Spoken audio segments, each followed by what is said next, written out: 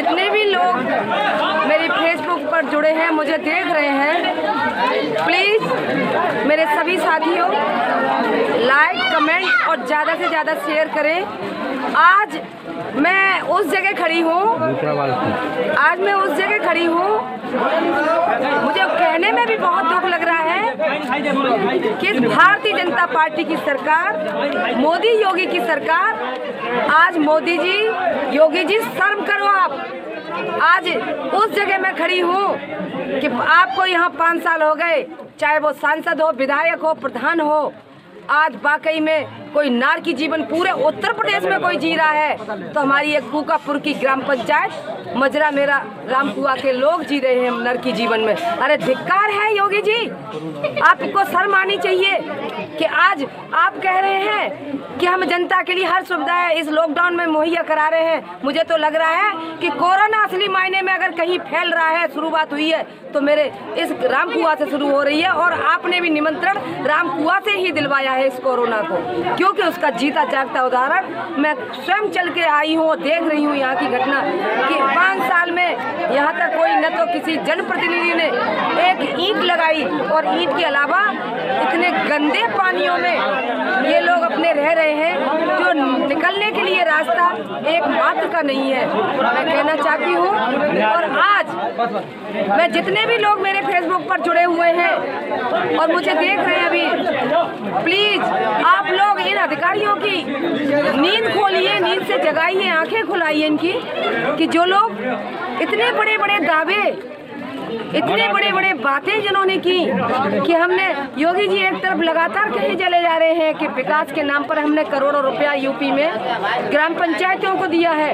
अरे मैं कहना चाहती हूँ तो ग्राम पंचायत, जब ऐसी ग्राम पंचायत जिस जगह मैं खड़ी हूँ वो बेचारे भोले भाले जनता जो 4 साल से इसी उम्मीद पे जी रहे थे कि शायद इस महीने, अगले महीने करते हुए 4 साल गुजर गए, यहाँ पर नार की जीवन व्यतीत हुए, इसमें दुर्घटनाएं हो रही हैं, लगातार बीमारियां बढ़ रही हैं।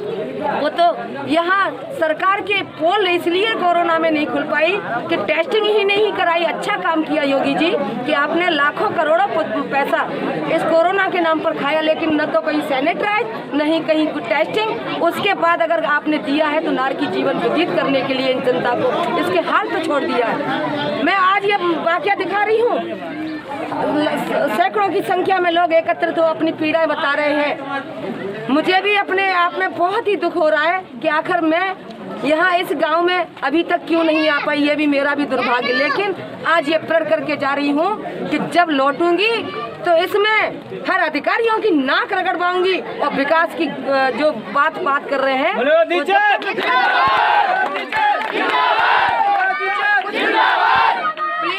मेरे जितने भी साथी हैं, जितने भी मेरे बहन भाई जुड़े हैं, मुझे देख रहे हैं, प्लीज अधिकारियों की नींद हराम कीजिए, इस गांव के लोगों का सहयोग कीजिए, रामकुआ के लोगों का, और अधिकारी को दिखाओ। मुख्यमंत्री योगी जी तक ये बात पहुंचनी चाहिए लाइक और कमेंट और शेयर के माध्यम से कि आज नार की जीवन व्यतीत करने वाले रामकुआ आपकी सरकार की पोल खोल रहे हैं। मोदी तो मुर्दाबाद, योगी जी तो मुर्दाबाद। और आज मैं बताना चाहती हूँ कि ये वही जनता है, ये वही हमारे बहन भाई हैं जिन्होंने बड़ी उम्मीद लगाई थी कि आपने जो वादे किए वो पूरे करेंगे। इंट्रोडक्शन है कि मैं एक्स सूबेदार मेजर अब्दुल रफीक इसी जगह का रहने वाला हूँ, पक्की सराय। यहीं पैदा हुए और अभी भी यहीं रह रहे हैं। समस्या ये है कि पूरी बस्ती के अंदर पानी की बहुत ज़्यादा क्रिटिकल पोजीशन हो गई है। छोटे छोटे बच्चे जो स्कूल जाना चाहते हैं वो बजाय स्कूल के वो एक बाल्टियाँ या और चीज़ें उठा करके पानी के लिए भागते हैं। औरतें हैं जो बड़े बूढ़े हैं वो पानी के लिए भागते हैं। इतनी समस्या है कि हत्या कि यहाँ तक हो गया है कि आदमी जो है ना इस वाले पानी को दे करके आदमी बीमार भी हो रहा है, कई किस्म की डिसीज। आपके क्षेत्रीय पार्षद कौन है? और क्षेत्रीय पार्षद राकेश राठौर। आपने उनसे कभी कहा? हाँ, कई मरतबा रिपीट। उनका क्या कहना है? उनका कहना है कि आ जाएगा, बस ये कहना है। अभी जल निगम के अधिकारियों से आपने संपर्क करने की कोशिश करी इस बारे में? कई मरतबा संपर्क किया गया है। तो उन्होंने क्या कहा? उन्होंने कहा कि आप यकीन रखिएगा कि बहुत जल्दी आएगा।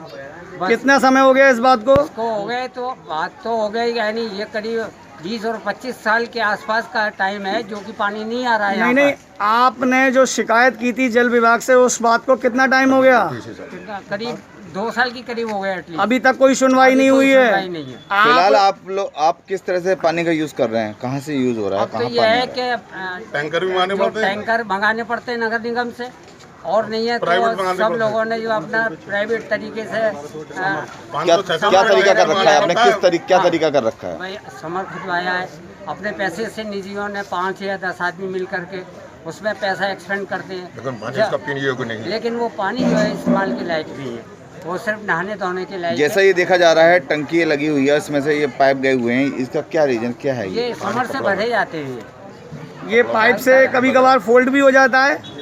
हाँ जी, लड़ाइयाँ होती हैं, बड़ी दिक्कतें पैदा होती है, हत्या कि आदमी जो है अपने काम से रुक जाता है, क्योंकि उसको पानी की सबसे पहले ज़रूरत है। अगर उसको बाथरूम जाना है तो पानी के लिए तरस रहा है, वो पानी कहाँ से लेकर के आए? और इस वक्त के हालात तो इस तरह का है क्या छोड़िए। मेरा नाम अनवार हुसैन है, मैं इसी मोहल्ले का रहने वाला हूँ। हाँ जी। अब से 20-25 साल पहले यहाँ पानी की व्यवस्था थी, लेकिन कितनी ही बार हम विधायकों पर, पार्षदों पर गए, वो आश्वासन के सिवा कुछ नहीं देते। अब हम लोग इतने परेशान हैं, इतने दुखी हैं कि हमारी महिलाएं और बुजुर्ग लोग जो हैं चल नहीं पा रहे। इस पानी के योग पीने के योग नहीं है, और ये पानी से हमारे घुटनों और जिस्म में जो तंगरा में दर्द पैदा हो गया है। इतनी परेशानियां हैं कि हम पानी जो मोल लेकर पीते हैं अपने घरों में, वो पानी में पीने के योग नहीं है। गंदगी फैल रही है, एक मिनट, जो गंदगी फैल रही है, इसकी आपने नगर निगम में कही? कई बार गए, लेकिन हर बार आश्वासन मिलता है कि हो जाएगा। अभी तक कोई सफाई नहीं हुई है। कोई समस्या हल नहीं करते, बस सब लोग आते हैं 5 साल के बाद में वोटों के लिए, लेकिन बड़े बड़े आश्वासन देते हैं और उसके बाद फिर अपने गोल हो जाते हैं, कोई नहीं आता। क्या इसकी शिकायत क्षेत्रीय पार्षद से की गई? बिल्कुल, कई बार की, हर बार पार्षद बदला जाता है, लेकिन कोई पार्षद नहीं सुनता। पार्षद का क्या कहना है? पार्षद यही आश्वासन दे देते कहाँ साहब काम होगा, और आज तक कोई काम आप दशा देख ही रहे हैं। इसके उपरांत आप नगर निगम अधिकारियों से मिले थे क्या? जी हाँ, मिले थे बिल्कुल। क्या उनका कहना है? आश्वासन दिया कि साहब वो हम लोग, हमारी टीम आएगी, देखेंगे। कभी कोई टीम यहाँ नहीं आई, और अगर किसी के पास शिकायत लेकर हम लोग पहुँचे भी तो आश्वासन के सिवा कुछ नहीं मिला आज तक। आज मेरी 70 साल की उम्र है लगभग। मैं ये देख रहा हूँ कि 25 साल से एक एक बूंद पानी के लिए यहाँ बच्चे मासूम बाल्टियाँ और डिब्बे ले लेके जाते हैं। लेटरिनों में गंदा पानी हम लोग इस्तेमाल करते हैं। देखिए जो पानी आपके उधर आता है, इतना गंदा और बदबू आती है उसमें। और हम लोगों ने कितनी बार शिकायतें की। मैं जेल पुकार भुट्टो साहब ने ये एक समर यहाँ पर लगवाया है, लेकिन कुछ दिन चलता है, लेकिन पानी पीने के योग्य नहीं है। यहाँ जो पानी की सप्लाई होती है, जो 10 रुपये या 15 रुपये में एक बोतल 15 लीटर की मिलती है, अब हर आदमी खरीदने के योग्य तो है नहीं। एक गरीब आदमी कितना पानी पिएगा और कितना खरीदेगा? कितना समय हो चुका है आपको पानी की किल्लत को झेलते हुए? हमें तो कम से कम जो तो 20 से 25 साल तक हो गई हो। तो जब से लेके अभी तक कोई समाधान नहीं है।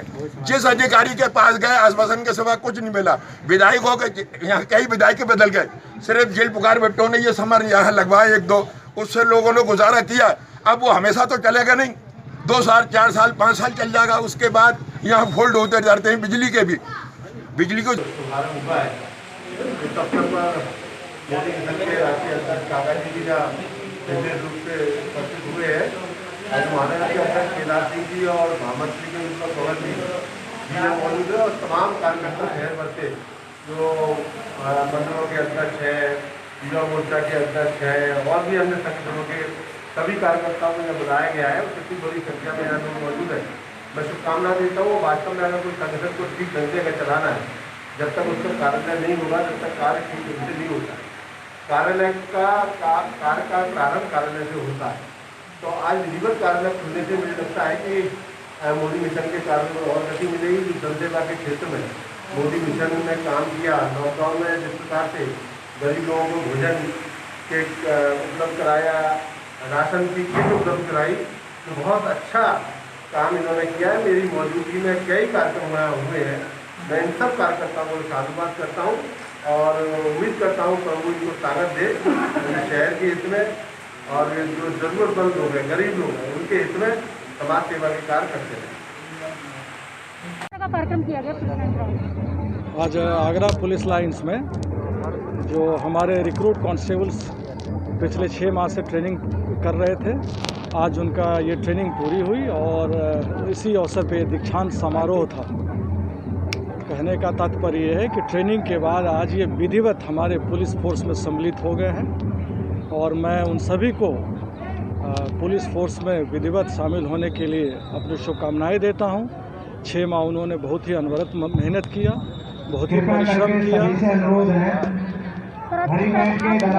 निर्देश दिए गए नहीं, सबसे जो महत्वपूर्ण निर्देश नहीं इसको कह सकते हैं कि संबोधन में मैंने कहा कि पुलिस फोर्स से सभी कोई जनता उम्मीद करती है कि पहले मेरा आचरण मर्यादित हो, अनुकरणीय हो और हमारा व्यवहार जनता के प्रति एक अनुकरणीय व्यवहार हो, एक बहुत ही मर्यादित व्यवहार। तो जो मैंने अपने संबोधन में सोचा कि सबसे ज़रूरी है कि उनको इस चीज़ के बारे में बताया जाए कि जो ह्यूमन राइट्स होता है, बेसिक ह्यूमन राइट्स, उन सब का हम अब स्वयं के लिए पालन करें और जनता के लिए पालन करें।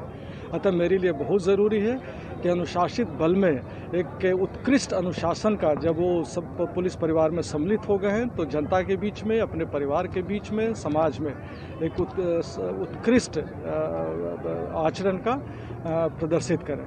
धन्यवाद। सर, क्या कार्यक्रम रखा गया है आज यहाँ पर? आज यहाँ मिशन मोदी अगेन पीएम के भूप सिंह इंदौलिया जी को यहाँ का जिलाध्यक्ष बनाया गया है और हमारी टीम मोदी सरकार की योजना, योगी सरकार की योजना जन जन तक पहुँचाने के लिए काम करेगी। उसके लिए आज जिलाध्यक्ष की जिम्मेदारी यहाँ तय हुई है। हमारा उद्देश्य है कि हर गांव के अंदर 11 मोदी खड़े हों और वो मोदी 1 घंटे समाज के लिए काम करें, योजनाओं को जन जन तक पहुँचाएँ और जैसा मोदी जी चाहते हैं कि स्वच्छता हो, पर्यावरण हो, उसके लिए ये टीम अग्रसर होकर कार्य करे। तमाम ऐसे कार्य किए गए जो ऐतिहासिक काम है, 1870 हो, राम मंदिर निर्माण हो और भी तमाम काम है, तो किस तरीके से देश आगे बढ़ रहा है? देखिए, मोदी जी के नेतृत्व में देश पूरे विश्व में डंका बन जा चुका है। आज वास्तव में मोदी जी का एक नारा था, सबका साथ, सबका विकास, सबका विश्वास। अभी भी जो 2019 में उन्होंने एक नारा नया बढ़ाया, सबका विश्वास। समाज के अंदर विश्वास कैसे जमे है और समाज का साथ भी चाहिए, तो समाज का साथ देने के लिए समाज को आगे आना पड़ेगा और समाज भी आगे आना चाहता है। वास्तव में वो समाज इकट्ठा होकर मोदी जी की नीतियों को ग्राउंड लेवल पर लाने के लिए कार्य करे, इसके लिए हम लोग काम कर रहे हैं और हम चाहते हैं कि मोदी जी इतने आश्वस्त हो जाएं कि संपूर्ण देश मोदी जी के साथ खड़ा हो गया है। ऐसा विपक्षी दल ऐसा आरोप लगा देते कि अगर राम मंदिर इनको बनवाना है, तारीख नहीं बताते, अब तो तारीख आ गई है, क्या कहना चाहेंगे? देखिए, मोदी जी ने जो अपने चुनावी घोषणा में जो वायदे किए उन सबको पूरा किया है और हम नहीं सोच सकते उससे कई गुना आगे देश जाने वाला है। हमारा ये फर्ज है कि हम मोदी जी के साथ खड़े रहें और मोदी जी के साथ संपूर्ण भारत को खड़ा करें। यूँ तो आपकी जो भारतीय जनता पार्टी है विश्व की सबसे बड़ी पार्टी है, लेकिन फिर भी आप लोग थकते नहीं है, लगातार कार्य में लगे रहते हैं संगठन। देखिए, हम मोदी जी से प्रेरणा लेते हैं। जिस तरीके से मोदी जी 20 घंटे काम करने के बाद भी नहीं थकते हैं और सुबह उसी ऊर्जा और उमंग के साथ राष्ट्र के निर्माण में अपना योगदान देते हैं, समय देते हैं, हम लोगों ने भी ये प्रेरणा ली है कि हम भी 1 घंटे मोदी जी की तरह राष्ट्र के निर्माण में कार्य करेंगे और जागरूकता लाएंगे, योजनाओं को जन जन तक पहुंचाएंगे। स्वच्छता है, शिक्षा है, स्वास्थ्य है, इन सभी पर काम करेंगे। आज मुझे मिशन मोदी पीएम अगेन संगठन की जिम्मेदारी हमारे कार्यकारी अध्यक्ष आदरणीय राहुल गोपाल जी ने जो दी है, उसको मैं पूरी मेहनत और जिम्मेदारी के साथ निभाऊंगा और हर घर में युवा राष्ट्र निर्माण के लिए और राष्ट्र प्रेमी निर्माण के लिए मैं लगूंगा। समय से पहले दीपावली मनने जा रही है, इस बार क्या कहोगे? बहुत अच्छी बात है हमारे देश के लिए, हमारे हिंदू धर्म के लिए।